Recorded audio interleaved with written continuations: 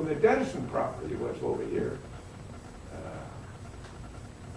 they had chicken, raised chickens, commercially, for eggs.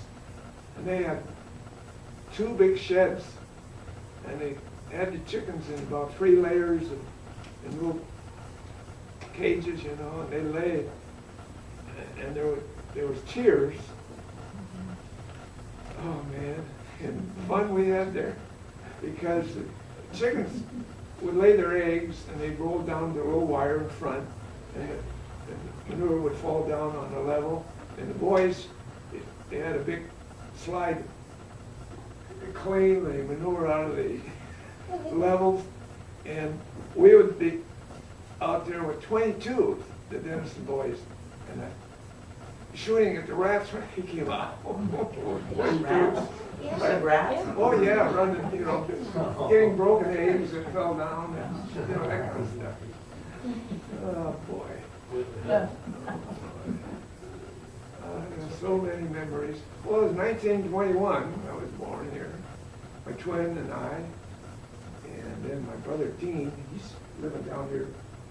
He's born 4.5 years later, and he lives down in the house there, next to Hall's. Oh, right. Where Hall's lived. Goodness. Well, so many years. Was the fuel depot active at that time? No. When did that start? Oh, that started when I was gone. I was, So maybe during the war? yeah, right. Yeah, I was in the service. Yeah. And he got us, I don't know what they would have been, bonus, I don't know, $1,500 or something. And that's what we built the house with. And we got our cedar, the outside the house was cedar shapes and a roof.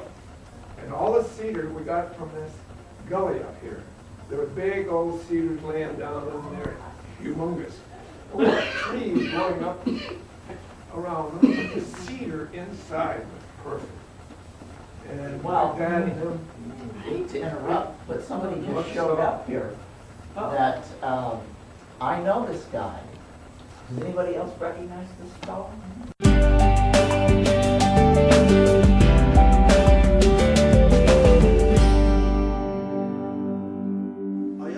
I have to say, with the roadways.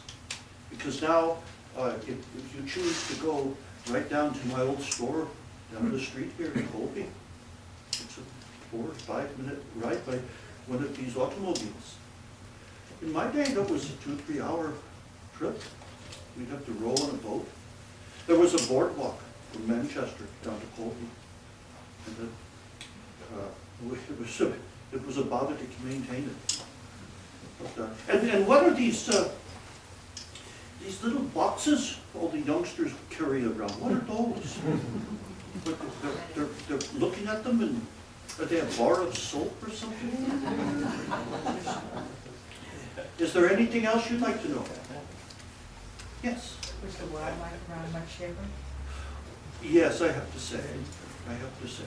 There are stories of Curly Creek, and all the other creeks too, probably this one, that the salmon were so thick in September this time of year that the loggers, instead of eating their soup and porridge in the lunch hour, they would go down to their long johns and go into the creek and just throw the salmon up on the bank.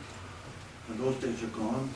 And because there was salmon, it was very common to have 100 eagles, bear, and then there the orcas.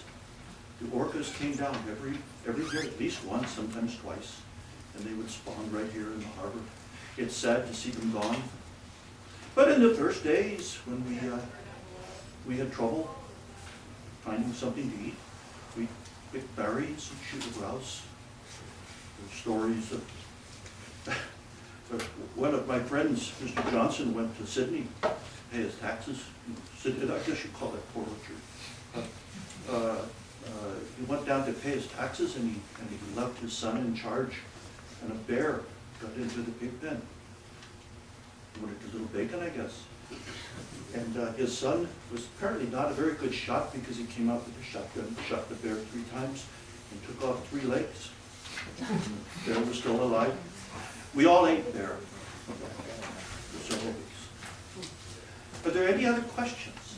Yeah, well, the technology, and how about electricity and cars and things?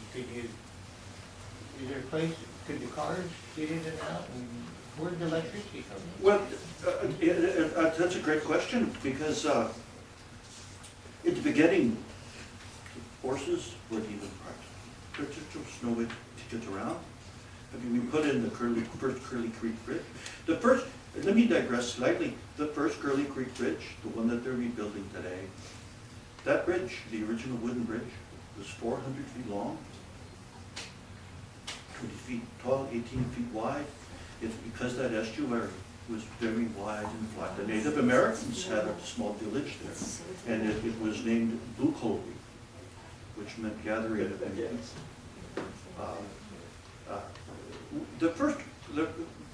We did eventually get some roads put in, but they were very hard and long roads.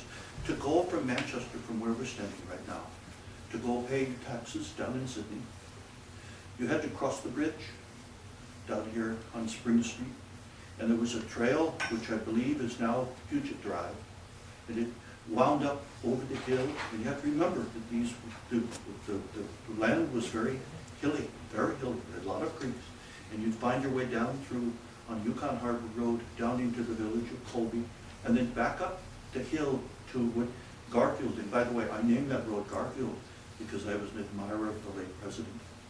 And then you'd have to wind back over to on a winding road along the Salmonberry Creek to finally get onto Pottery. To go to Sydney to pay your taxes was a full day trip. It was amazing. But we had our first cars, of course, and in about 1910, 1915, something like that.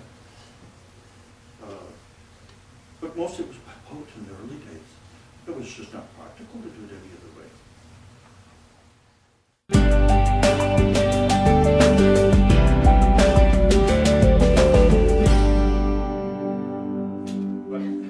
As they came west, they brought their music with them, of course. Songs like, my name is Tom Hiking, no bachelor I am, you'll find me out west. On an elegant plan, you'll find me out west. In a country of fame, starving to death on my government claim. How happy I am when I crawl into bed. A rattlesnake hisses a tune at my head, and a gay little centipede, all without fear, crawls over my pillow and into my ear. Well, another song that they brought with them was, I can't do the straight version anymore, but when that song landed here in Puget Sound, this is the way it got rewritten over here.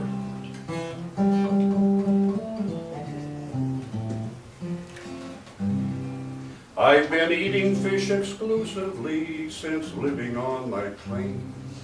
Such victuals ain't the kind I like the best. For down in my insides, I can feel the rising tide in my little old log cabin on my claim.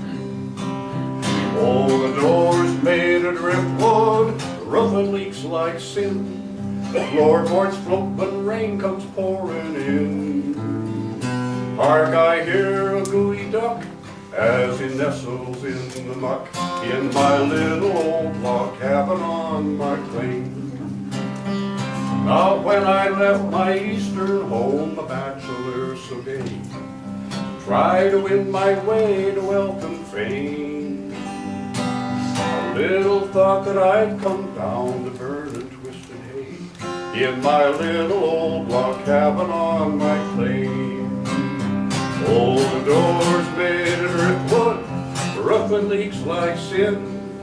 Floorboards float when rain comes pouring in. Hark, I hear a gooey duck as he nestles in the muck in my little old log cabin on my claim.